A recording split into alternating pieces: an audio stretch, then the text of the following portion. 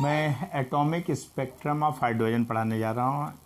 इस पे बहुत सारे क्वेश्चन आते हैं कंपटीशन में जो आपके नीट और जेई के होते हैं, और वहाँ पे स्पेक्ट्रम लाइन निकालना होता है। कितनी स्पेक्ट्रम लाइन होगी, ये कितने से डिवाइड है, कितनी सीरीज में। तो यहाँ पे atomic spectrum of hydrogen contain large number of lines, बहुत सारी नंबर्स ऑफ लाइंस है which can be divided into series.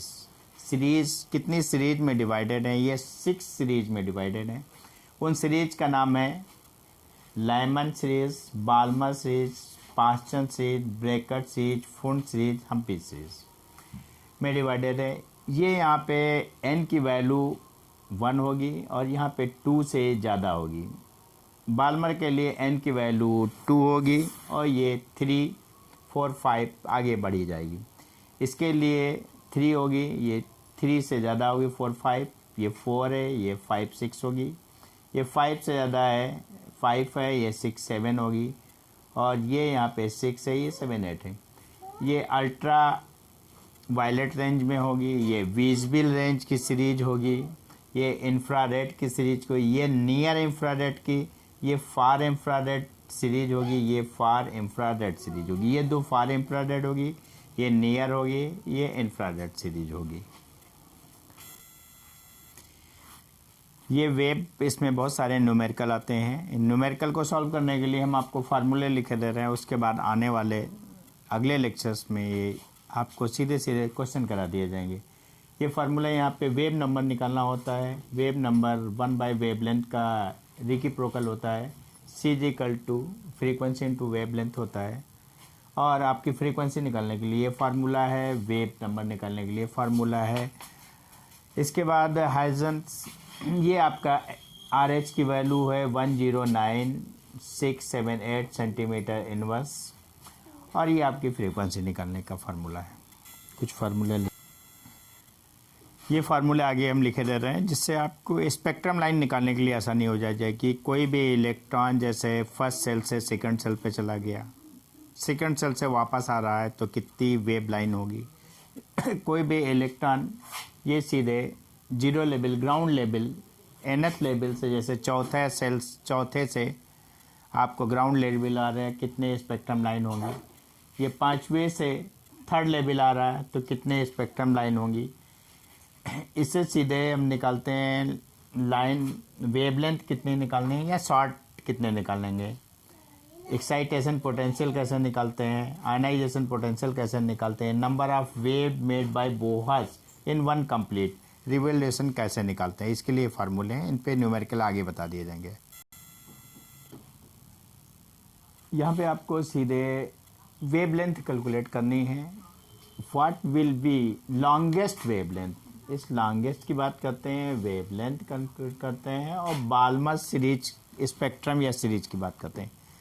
Balmer series की जब भी बात आएगी तब यहाँ पे N1 और N2 की बात क्लियर हो जाती है। N1 और N2। N1 बाल्मर सीरीज के लिए सीधे 2 लिया जाता है, जो आप पीछे फार्मूले में देख सकेंगे। लॉन्गेस्ट की बात की जाएगी, यहाँ पे लॉन्गेस्ट की बात की जाएगी तो ये वैल्यू 3 ली जाएगी। बाल्मर सीरीज की बात की जाएगी तो ये वैल्यू 2 ली जाएगी, और लॉन्गेस्ट की बात की जाएगी तो इस 2 से एक नंबर आगे बढ़ा के ये 3 हो जाएगी। स्पेक्ट्रम का फार्मूला निकालना होता है, यह फार्मूला आपका है 1/λ=109,677। इस फार्मूले का यूज करेंगे 1/λ/h इंटू 1/n1² 1/n2²। यहाँ पे बाल्मर के लिए आपको लाइमन होता तो 1 लिखते हो, बाल्मर होगा तो यहाँ पे 2 लिखेंगे, पास्चन होता तो 3 लिखते हैं। तो यहाँ पे 2 भी क्लियर हो चुका है, ये 3 भी क्लियर हो चुका है, ये बाल्मर के लिए 2 हो गए। लॉन्गेस्ट सीरीज के लिए से एक नंबर बढ़ा के ये हो जाता है। ये इस फार्मूले में वैल्यू रखेंगे, ये आपका 109,677, ये 1/4 हो जाएगा, ये 1/9, इसको कैलकुलेशन करेंगे तो ये 9 - 4 हो जाएगा, 4 ये आपका कैलकुलेट करने के बाद ये आएगा। सीधे ये आपका आंसर सेंटीमीटर में आएगा क्योंकि ये सेंटीमीटर इन्वर्स में होता है। इसको मीटर में बनाने के लिए इसको 100 से डिवाइड कर देंगे, ये आपकी वैल्यू ये आ जाएगी।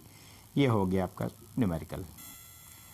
नेक्स्ट न्यूमेरिकल आ रहा है आपको अकॉर्डिंग टू बोहस थ्योरी, जो बोहस थ्योरी के अनुसार है, which of the following transition in the hydrogen atom will given rise to least energetic photon. Energetic photon, तो एनर्जी का फार्मूला लगा दीजिए, delta E is equal to 1/n1 का स्क्वायर माइनस n2 का स्क्वायर। सीधे जो n2 होता है वो n2 हमेशा n1 से लीस्ट के लिए एक ज़्यादा होता है। अब यहाँ पे फार्मूला अप्लाई करके देख लेते हैं। ये 1 है और ये 6 है, इन दोनों में डिफरेंस बहुत ज़्यादा है, 5 का डिफरेंस है। इन दोनों में क्या ये आपका n1 है, ये n2 है, तो n1 आपका 5 है, ये आपका n2 6 होना चाहिए। यहाँ पे ये कैंसिल हो गया। ये आपका 5 है, ये 6 होना चाहिए, एक बढ़ा के होना चाहिए, ये और एक कम हो गया। और ये आपका 6 है, ये एक आपका 5 है, ये एक ज़्यादा होता है, ये एक कम होता है। यहाँ पे देखिए आपको आंसर आ रहा है n2 is equal to n1 + 1। बस आज के लिए मेरा।